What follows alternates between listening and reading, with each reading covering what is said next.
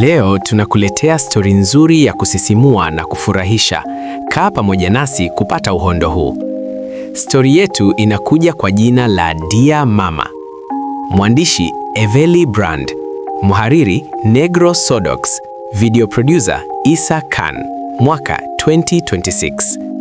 Sehemu ya kwanza. Jua la asubuhi lilikuwa linachomoza taratibu juu ya maji ya Ziwa Victoria katika mkoa wa Mwanza.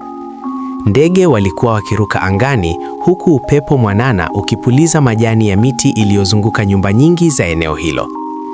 Ndani ya jiji hilo kulikuwa na hadithi ya mapenzi ambayo hapo awali ilionekana kuwa ya kuvutia na yenye matumaini makubwa. Hiyo ilikuwa hadithi ya Davidi na mke wake mrembo aliyeitwa Viviani. Davidi na Viviani walikuwa wamefunga ndoa miaka miwili iliyopita.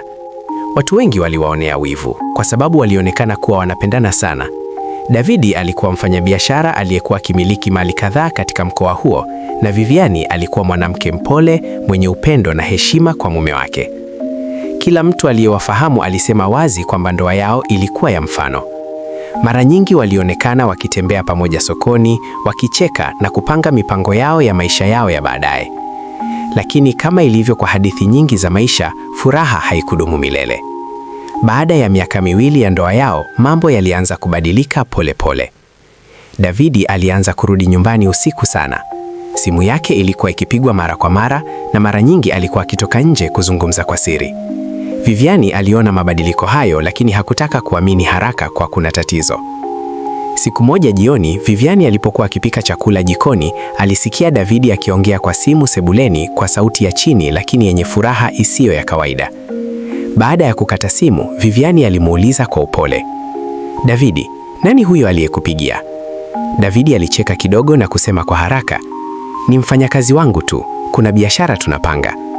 Lakini ndani ya moyo wa Viviani kulianza kujengeka mashaka. Miezi ilipita na ukweli ulianza kujionyesha polepole. Davidi alikuwa na mahusiano na mwanamke mwingine aliyeitwa Raives. Raives alikuwa mwanamke mwenye sura nzuri na akili ya ujanja. Alijua jinsi ya kumshawishi mwanamume na kupata kile alichotaka. Alipokutana na Davidi, alitambua mara moja kuwa alikuwa mwanamume mwenye mali na nafasi nzuri katika jamii. Raives hakutaka kumpoteza. Mahusiano yao yaliendelea kwa siri kwa muda mrefu mpaka siku moja Davidi alifanya uamuzi uliobadilika kabisa maisha ya familia yake. Baada ya mwaka moja wa mahusiano yao ya siri, Davidi alimuoa Raives. Habari hiyo ilimvunja moyo Viviani sana, lakini kilichoumiza zaidi ni kwamba Davidi alimleta Raives kuishi kwenye nyumba ile ile aliyokuwa akiishi na mke wake wa kwanza. Kuanzia siku hiyo, amani ya nyumba ile ilianza kupotea. Raives alijifanya mpole mbele ya Davidi, lakini ndani ya moyo wake alikuwa na malengo yake mwenyewe. Lengo lake kuu halikuwa mapenzi. Raives alitaka kitu kimoja tu, kumpatia Davidi mtoto wa kiume wa kwanza. Katika jamii yao, mtoto wa kiume ndiye aliyekuwa akirithi mali za familia. Raives aliamini kwamba kama angekuwa wa kwanza kumzalia Davidi mtoto wa kiume, basi angekuwa na nafasi kubwa ya kudhibiti mali zote za Davidi siku za baadaye. Kwa hiyo alianza kupanga mikakati yake kwa siri. Lakini maisha yalikuwa na mipango yake tofauti. Siku moja asubuhi, Viviani alijisikia kichefuchefu na uchovu usio wa kawaida. Baada ya kwenda hospitali kupima, daktari alimpa habari iliyomfurahisha sana. Alikuwa mjamzito. Viviani alifurahi sana. Alifikiria kwamba ujauzito huo ungeweza kuimarisha ndoa yake na kumrudisha Davidi karibu naye tena. Lakini mtu mmoja hakufurahia habari hiyo, Raives. Siku Davidi alipowatangazia habari hiyo nyumbani, Raives alijifanya kufurahi huku akimkumbatia Viviani.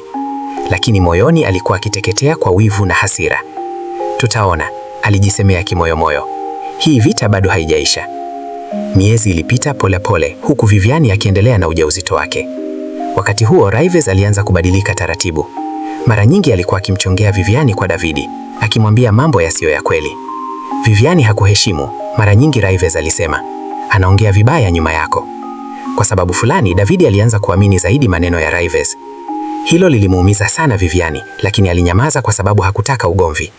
Hatimaye siku ya kujifungua ilifika. Usiku moja wa mvua kubwa, Viviani alipelekwa hospitali haraka. Baada ya masaa kadhaa ya maumivu makali, kilio cha mtoto kilisikika ndani ya chumba cha kujifungua. Viviani alikuwa amejifungua mtoto wa kiume. Mtoto huyo aliitwa Alan. Habari hiyo ilileta furaha kubwa kwa Davidi. Alikuwa amepata mrithi wake wa kwanza. Lakini kwa Raives hiyo ilikuwa mwanzo wa chuki kubwa zaidi. Kuanzia siku hiyo, maisha ya Vivian ndani ya nyumba ile yalibadilika kabisa. Fitina zilianza. Raives alianza kumfanyia Vivian mambo ya kumuumiza kwa siri. Mara nyingi alimficha chakula. Mara nyingi alimchongea kwa Davidi kwa alikuwa mvivu au hakujali mtoto. Davidi ambaye sasa alikuwa akimtegemea sana Raives kwa ushauri, mara nyingi alimsikiliza yeye zaidi kuliko mke wake wa kwanza. Vivian alianza kupitia maisha magumu sana ndani ya nyumba yake mwenyewe. Kama hiyo haitoshi, baada ya kujifungua, Vivian alianza kuugua sana. Mwili wake ulikuwa dhaifu na wakati mwingine alikuwa akipoteza nguvu kiasi kwamba alishindwa hata kumbeba mtoto wake. Katika kipindi hicho kigumu, mtu aliyekuwa karibu zaidi na mtoto Alan alikuwa Raives. Taratibu Raives alianza kumlea mtoto huyo kana kwamba ni wake. Alimbeba, alimlisha na hata wakati mwingine alimwambia Davidi, "Usijali, nitamtunza Alan vizuri." Lakini nyuma ya tabasamu lake kulikuwa na kitu cha kutisha ambacho hakuna aliyekiona.